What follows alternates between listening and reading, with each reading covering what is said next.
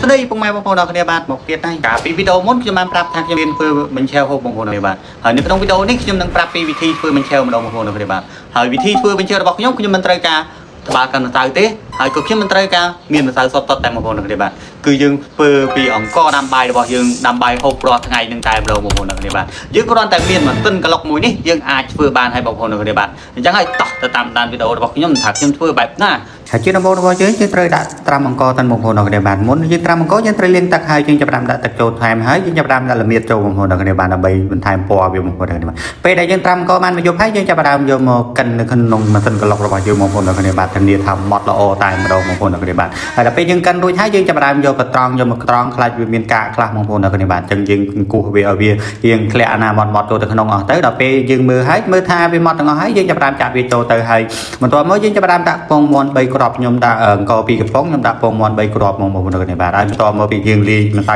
ហើយយើងចាប់ផ្ដើមចាក់ចូលក្នុងខ្ទះហើយចំពោះខ្ទះវិញបងប្អូនហើយចំពោះខ្ទះវិញយើងត្រូវរកខ្ទះណាដែលជៀនពងមាន់អត់ជាប់បងប្អូនគ្នាបាទទើបយើងជៀនទៅបកបានល្អបងប្អូនគ្នាបាទឥឡូវយើងចាក់ម្សៅយើងចូលខ្ទះហើយយើងចាប់ផ្ដើមលើកវាសពតាច់បន្តិចមកហើយម្សៅយើងចាប់ផ្ដើមឆ្អិនហើយយើងចាប់ផ្ដើមដាក់ឆ្នូរចូលបងប្អូនគ្នាបាទយើងដាក់ចូលឆ្នូរហើយយើងបន្ទាប់ពីយើងដាក់ឆ្នូរចូលហើយយើងចាប់ផ្ដើមមើលវាថាវាអាចត្រឡប់បាននៅបងប្អូនគ្នាបាទអញ្ចឹងយើងមើលថាវាត្រឡប់បានហើយតោះយើងត្រឡប់វាចូលគ្នាតែម្ដងបងប្អូនគ្នាបាទហើយយើងចាប់ផ្ដើមដួសវាដាក់ចានមកហើយនេះគឺជា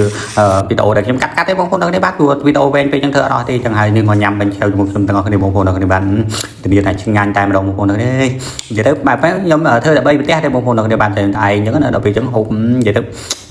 ដាក់ម៉ាត់ទៅជាតិចំម៉ែបងប្អូនគ្នាអើយនិយាយទៅគាត់ថាដូចជាត្រូវអីបរិយាយអត់ត្រូវបងប្អូនគ្នាបាទខ្ញុំធ្វើម្ដងហើយម្ដងទៀតនៅតែញ៉ាំនៅតែឆ្ងាញ់តែបងប្អូនគ្នាបាទមើលតែខ្ញុំញ៉ាំទៅមើលតែខ្ញុំញ៉ាំទៅដាក់មួយម៉ាត់ទៅម៉ាត់ទៀតម៉ាត់ទៀតបងប្អូនគ្នាបាទនិយាយទៅជាចាប់មកជីបតែម្ដងបងប្អូនគ្នាបាទនិយាយទៅមកចានថាខ្ញុំញ៉ាំនៅឯងតិចបងប្អូនគ្នាបាទឆ្ងាញ់ខ្លាំងណាស់បងប្អូនគ្នាបាទបើបងប្អូនជឿទេធ្វើតាមខ្ញុំអែមកហើយវីដេអូរបស់យើងក៏បានបន្តទីមចាប់ហើយបងប្អូនគ្នាបាទជួបគ្នានៅវីដេអូក្រោយទៀត